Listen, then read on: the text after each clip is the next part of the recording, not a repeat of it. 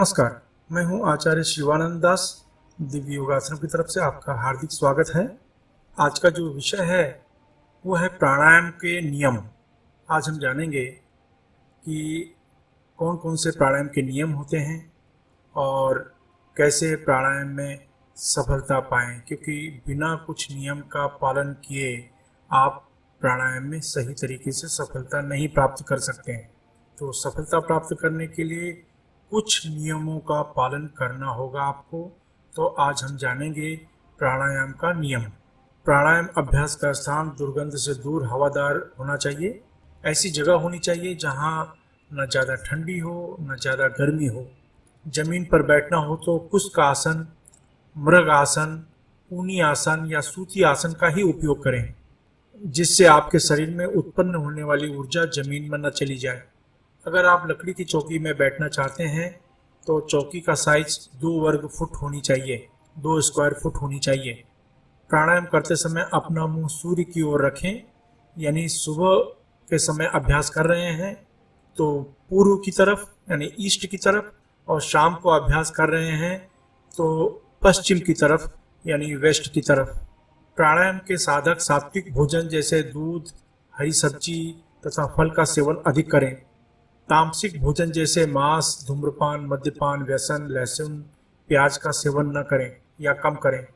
इनके सेवन से शरीर में विद्युत तरंग ज़्यादा पैदा नहीं होती, इससे आपको प्राणायाम में सफलता जल्दी नहीं मिलती। ब्रह्मचर्य का पालन करें। कोशिश करें कि आपके योग के कमरे में, अभ्यास के कमरे में कोई सामग्री कोई दूसरे व्यक्ति न छुएं, क्योंकि उन वस्तुओं तथा आपके कमरे में विद्युत तरंगे प्रवाहित होने लगती हैं। मासिक धर्म के दिनों में प्राणायाम करना मना है। गर्भावस्था के दिनों में प्राणायाम करना मना है। कुछ प्राणायाम जरूर है, लेकिन उसका अभ्यास किसी गुरु के मार्गदर्शन में ही करना चाहिए। किसी चमत्कार या भय का अनुभव होने पर डरे नहीं, बल्कि अपने गुरु से मार्गदर्शन लें। किसी प्रकार की सिद्धि प्राप्त होने पर उसका उपयोग भोग विलास या समाज में दिखावा करने के लिए न करें, बल्कि परोपकार की भावना हेतु करें। प्राणायाम में जो विधि दी जाती है उसमें अपनी तरफ से जोड़ तोड़ न करें। प्राणायाम में आसन, मुद्राओं का उपयोग प्राणायाम को अधिक शक्तिशाली बनाता है। प्राणायाम हमारे शरीर में चेतना, ऊर्जा तथा प्राण शक्ति को बढ़ाता है। प्राणायाम शरीर के कमजोर नाड़ियों को जीवन दान देता है। प्राणायाम मनुष्य को दीर्घायु बनाता है। प्राणायाम के पूर्व 1 गिलास पानी अवश्य पिएं और अभ्यास करने के बाद पेशाब करने अवश्य जाएं। कम से कम वह ढीले ढाले वस्त्र पहने। जिसे बुखार हो या जो बीमार हो या जिसे बहुत जोर से भूख लगी हो, उन्हें प्राणायाम का अभ्यास नहीं करना चाहिए। भोजन के तुरंत बाद अभ्यास न करें, कम से कम 1 घंटे के बाद अभ्यास करें। प्राणायाम में अगर किसी आसन के बारे में नहीं बताया गया है तो इसका मतलब आप सुखासन में अभ्यास कर सकते हैं। अभ्यास समाप्त होने के बाद अश्विनी या वज्रली मुद्रा का उपयोग अवश्य करें।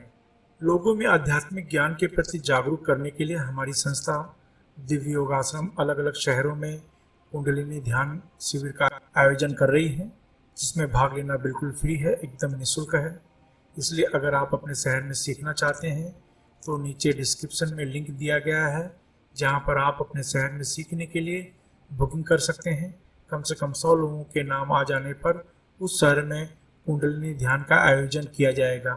मैं आशा करता हूं कि आप इस चैनल को सब्सक्राइब करके हमारे आध्यात्मिक परिवार में अवश्य शामिल होंगे। आपको सिर्फ इतना करना है कि नीचे दिया गया सब्सक्राइब बटन को क्लिक कर दें, जो कि बिल्कुल फ्री है। इसके अलावा जो चैरिटेबल ट्रस्ट या संस्था चला रहे हैं वे अपने ग्रुप में निःशुल्क कुंडलिनी ध्यान का आयोजन करवा सकते हैं। आप अपने जीवन में हमेशा तरक्की करें, इसी शुभकामना के साथ धन्यवाद।